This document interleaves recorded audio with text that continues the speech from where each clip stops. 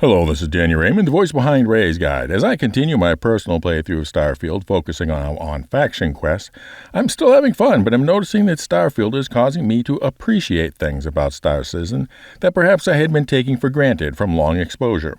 And before you start accusing me of being a fanboy, yes, there is going to be a companion video of the things about Starfield that is making me more frustrated with Star Citizen. And also, I am going to be talking about Star Citizen as it is right now. And in some cases, Star Citizen as it has been for enough years to come to take them for granted. Also, to repeat, the title of this video is 12 Things That Starfield Has Made Me Appreciate About Star Citizen. Not 12 ways Star Citizen is a better game. Because the people that saying the two games are too different to declare one better than the other are right. It is kind of like having two friends, and one friend makes you appreciate the best qualities of the other friend, but that doesn't automatically mean that the other friend is a better friend. No friend can be everything, and each game maps out its own territory on the entire planet of what is possible. And along the way, I might also include some things that I've discovered don't bother me as much as I thought they might. The first thing about Starfield that has made me appreciate Star Citizen is, as you might have guessed, the utter seamlessness of Star Citizen.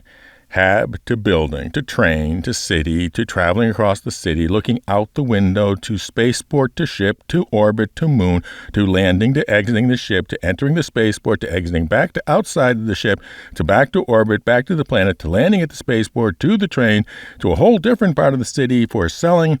Well, I can go on and on. As long as I don't include dying in the list or surrendering and going to prison, I'll never see a black screen or a cutscene.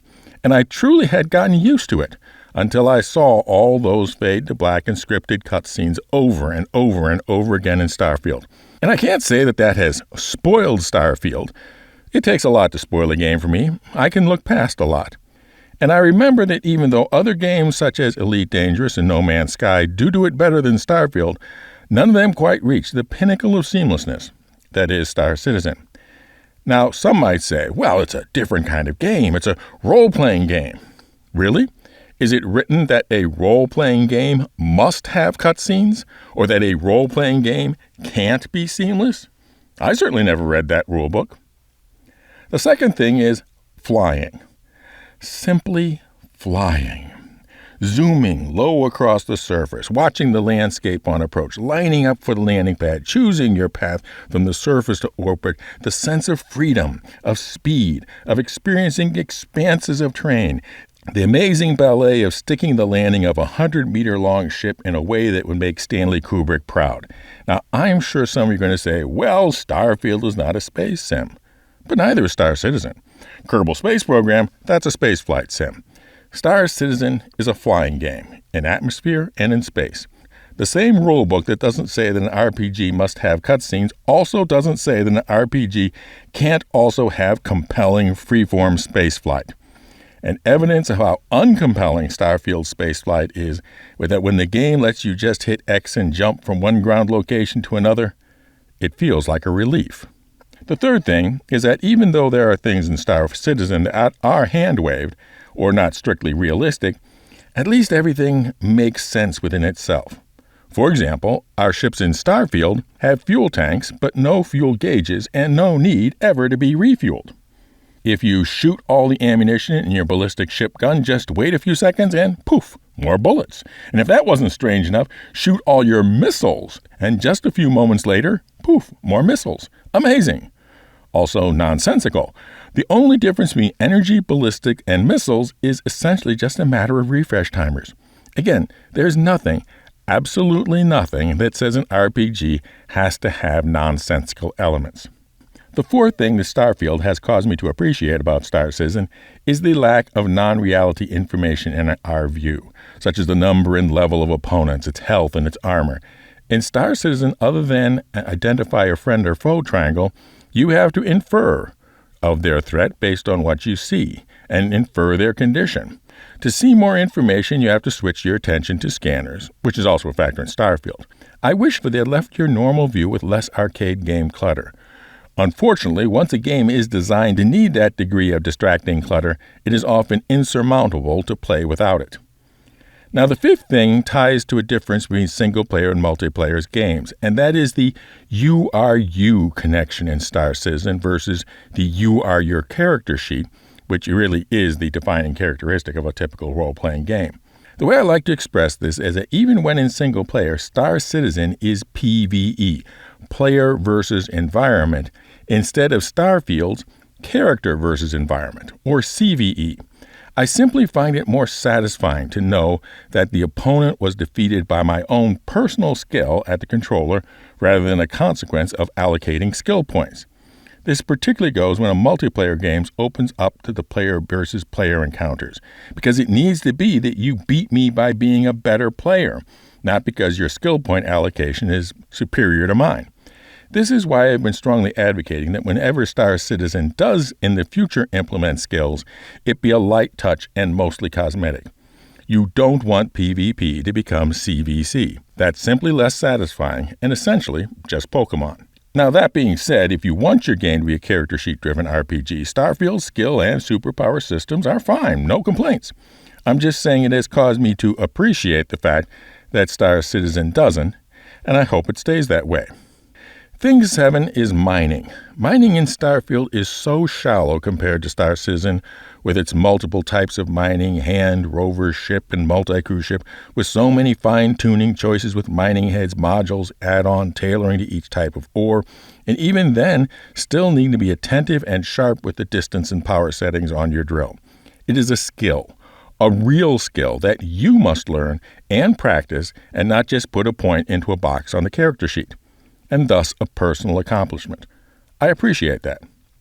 Thing 8 is Salvage, and even though still incomplete from its design goals, the current Salvage in Star Citizen, just like mining, is something complex enough to feel like a personal accomplishment to become good at.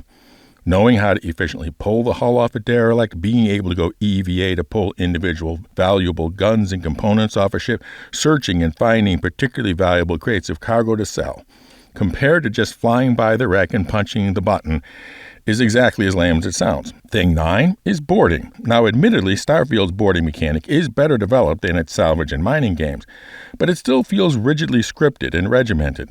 The docking is a cutscene, just like all the other docking cutscenes, and then it feels like a small FPS level. Meanwhile, in Star Citizen, it is much more freeform and unscripted. You park where you want to park, you EVA as you wish, blow the hatch that you decide to board through, traverse the way you wish, no cutscenes involved.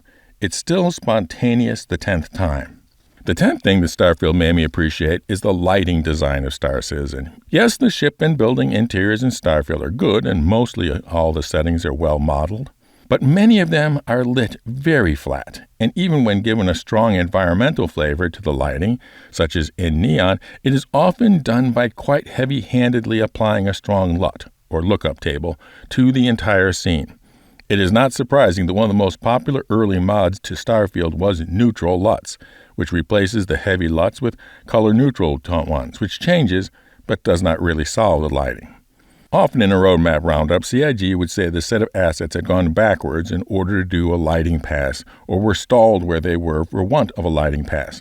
And it felt frustrating to see that. But Starfield has given me an appreciation of how important lighting is, unfortunately by not being all that good at it.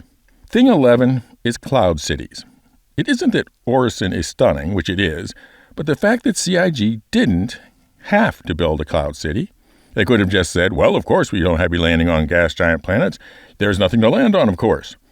But it takes a different sort of attitude and vision to say, I think we can do a Cloud City. Let's do a Cloud City. And then go through with the not insignificant work to envision it and create it. And well, I find that worthy of appreciation. Then segueing from that to the 12th thing that Starfield made me appreciate Star Citizen is the latter's commitment to stretching the boundaries of what can be done in a game. They are investing in the tools and fundamentals to build the best damn space simulator ever.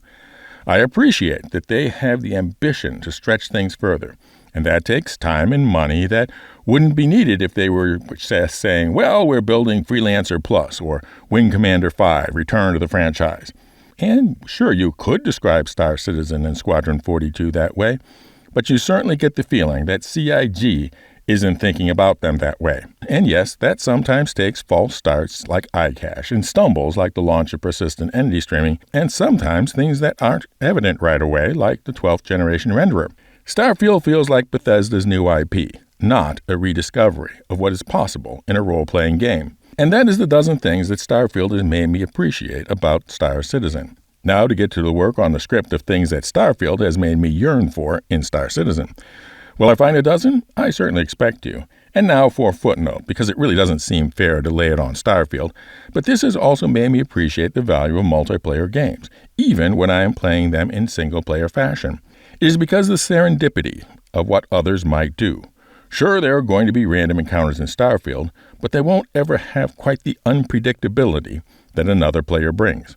Something I've said about my opinions of PvP players in Star Citizen, that even though I am mostly a PvE player, if there weren't sharks in the water, it would just be swimming. Starfield has sharks in the water, but they are kind of like animatronic sharks from Jaws. It sometimes feels like I'm just swimming. For those interested in my contest, the secret word to include in the comments is going to be a freeform one this time. What specifically has Starfield most reminded you was lacking in Star Citizen? Fly safe, keep it real, and I'll see you in the verse. This is Danny Raymond for Ray's Guide.